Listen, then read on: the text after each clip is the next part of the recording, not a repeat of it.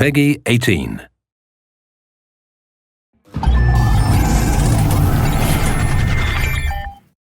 Hello everyone, I'm Colin Graham. I'm the animation director on Watch Dogs, and today I'm excited to present to you a vertical slice of the Watch Dogs free roaming experience. So actually, this is not a mission. Everything we're going to showcase today is completely systemic, and we're free to do as we please. We start off in the wards, the low-income district of our interpretation of Chicago. When creating the world of Watch Dogs, we wanted to stay true to the city and give a unique flavor to each and every neighborhood, not only in terms of the architecture, but also in terms of the people that you'll encounter and what is happening in their day-to-day lives. In the wards, you'll see working-class citizens, rusty cars, gang members, abandoned houses, and low-grade pawn shops. It's really not the kind of place that you're going to want to be alone after dark. Nowadays, modern cities are increasingly managed by software, controlling traffic lights, electricity grids, and surveillance systems. In our version of Chicago, this management software is called CTOS, or the Central Operating System. The CTOS controls everything in the city, and it was created by the Bloom Corporation. Since the CTOS has been installed in Chicago, people get to work faster, the crime rate has dropped, and the communication networks are now more accessible and stable than they ever were before. It goes without saying that if everything is connected, somebody able to take over the system would be extremely powerful. At this point in the game, we don't have control over this district's CTOS system. The icons that you see over people's head mean that we cannot hack into their mobile devices at the moment. We need to find the CTOS control center, install a backdoor virus into the system to take control over all of the infrastructure in this district. There it is, the CTOS control center.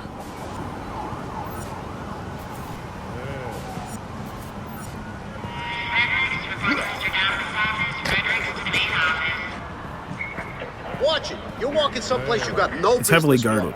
Let's see if we can find the server access codes from a distance. With cameras, we can explore restricted areas without being spotted, tag different guards, and access details on their lives. What the hell is she doing with that weasel motherfucker? It seems that Bloom employees all have a sort of shady past.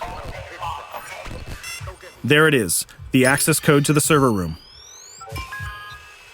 Unfortunately, we can't access the server via the cameras. We need to sneak inside. One thing that was really important to us when we designed Watch Dogs was to fully support different player styles. Every situation in the game can be tackled the way the player sees fit. In this situation, we can go all out guns blazing, completely stealth without the guards ever seeing us, or we can hack from a distance without ever setting foot inside the restricted area. Let's hack this forklift. Aiden can use the environment to distract and lure guards. Pretty much anything you hack has multiple functions. So, for example, you could use this forklift to access the roof, or you could use it to create cover. Hacking in Watch Dogs is all about player expression. Let's set an improvised explosive device so we can hack it a little bit later.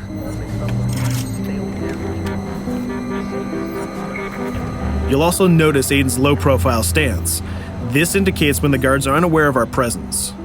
We'll try to reach the upper level of the building to see if we can gain a vantage point over our opponents. Everything in the environment can be hacked, so we're going to make some dynamic cover. That's how you spend a day off. Some quality meat. We'll use this forklift to lure the guard towards our IED that we set earlier. Let's see how this plan unfolds. You're working them on.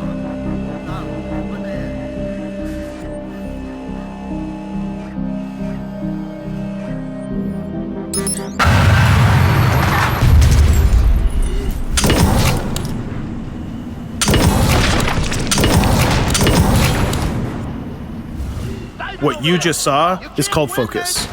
It represents Aiden's analysis capabilities and his quick reflexes. This gives the player more time to combine core game mechanics together, such as shooting, hacking, and driving, in order to handle more complicated situations.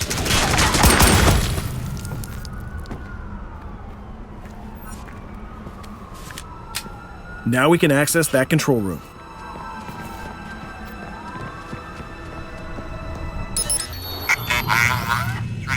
Drop 2, 5.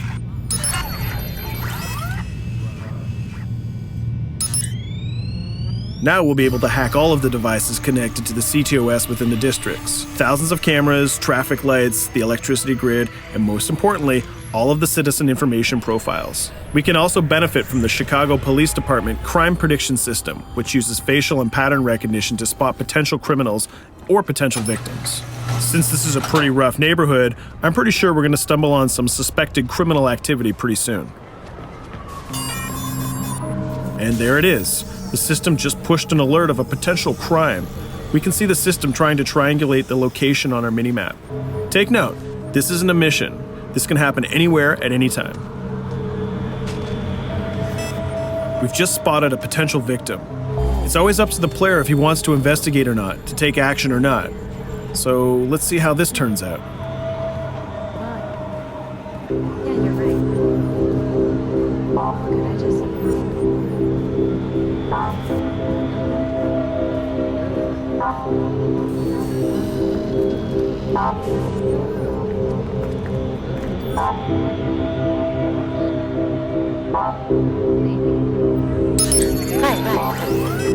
You think you're leaving me? Huh? Jesus, I told you to stay away from me! You belong to me now. Get it? You better leave or I'll call the cops! I'll fucking kill you, goddammit. Get off! Yo! That was close. Good thing that we intervened. We managed to prevent the crime, but we triggered a chase. From here, the criminal's behavior is unpredictable. He can try to get away, shoot back at us, surrender, or call for backup.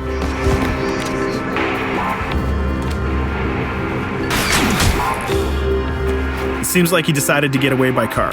Let's chase him down. In Watch Dogs, we have a wide variety of vehicles. Each one of them has their own unique properties and handling.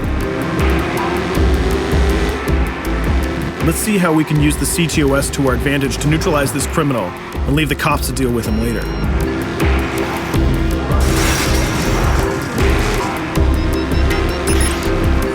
The chase stops right here. Using the blockers usually reserved for the cops during interventions, we managed to stop this criminal without killing him.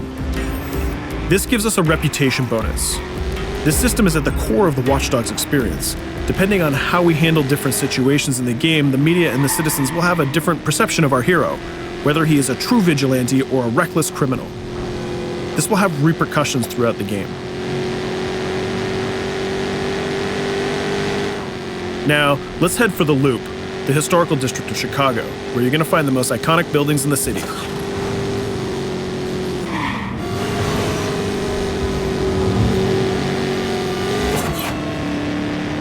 We're going to go to a gun shop to see what arsenal is available for players. The economy is a big part of Watch Dogs. Players will be able to grow their arsenal with weapons and craft their tools in order to increase their power and their hacking abilities.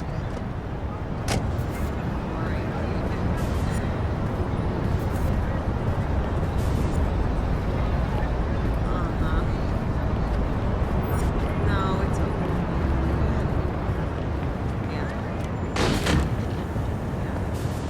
You will find all of the weapons that you would expect in a traditional shooter. Pistols, assault rifles, guns, sniper rifles, and grenade launchers, just to name a few. A lot of bullets were fired in our last encounter with the CTOS guards. Let's stock up on some more ammo. Finding everything.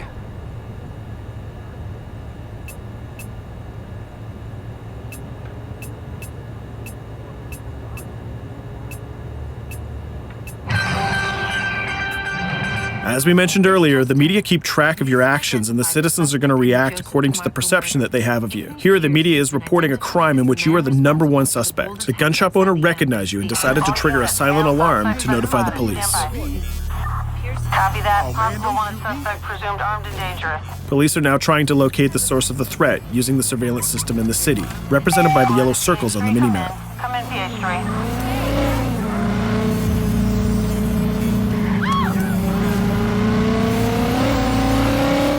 Aiden is able to stall their efforts by hacking into their communication systems while avoiding the scanning areas.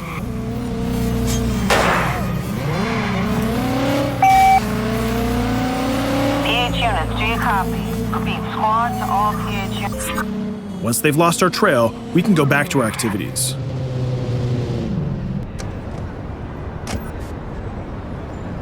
One thing that Bloom did to win over the population of Chicago with the CTOS project was to install free Wi-Fi hotspots throughout the city. Free Wi-Fi is cool, but not very safe with someone like Aiden Pierce around. Hacking into this box is going to give us access to every device that's connected to it. So let's see where that brings us.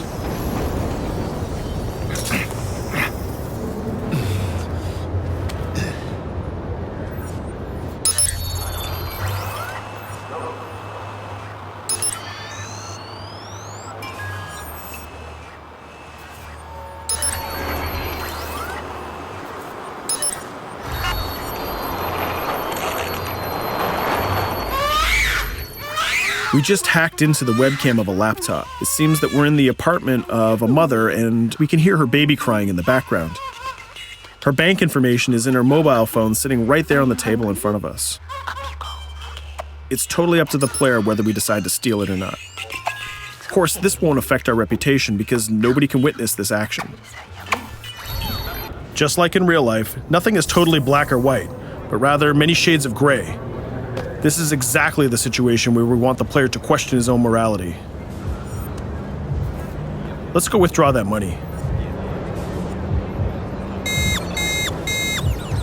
If you think that you're alone, think again.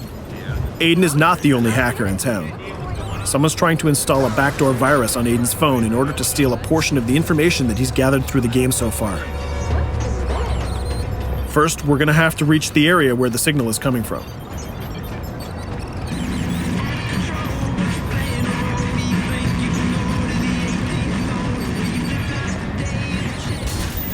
Using our profiler, we're going to try to identify the hacker before the installation finishes.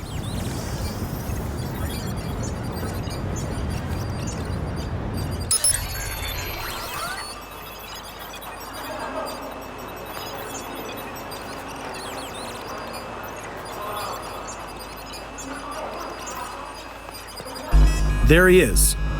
In Watch Dogs, things aren't always what they seem to be. This is actually another player that seamlessly came into our single-player experience. Let's not let him get away with this. We're going to teach this guy a lesson.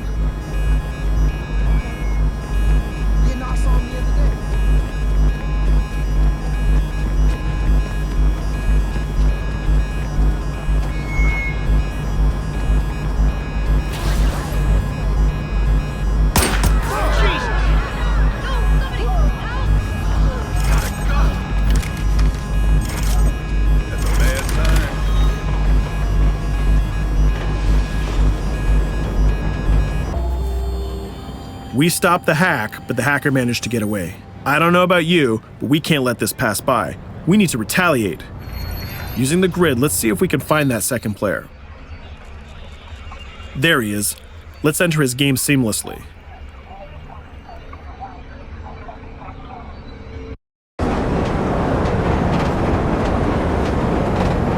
The second player is not yet aware of our presence.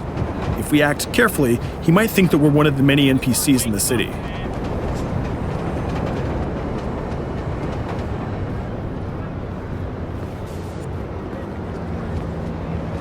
What was that?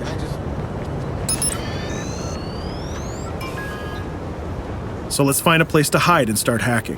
What's going on?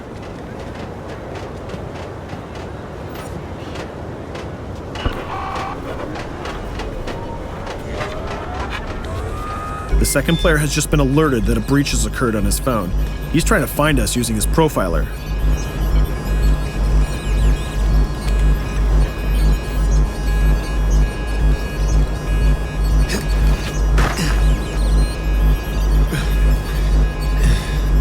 He's dangerously close. Let's hide in the car. We're spotted. Let's get out of there.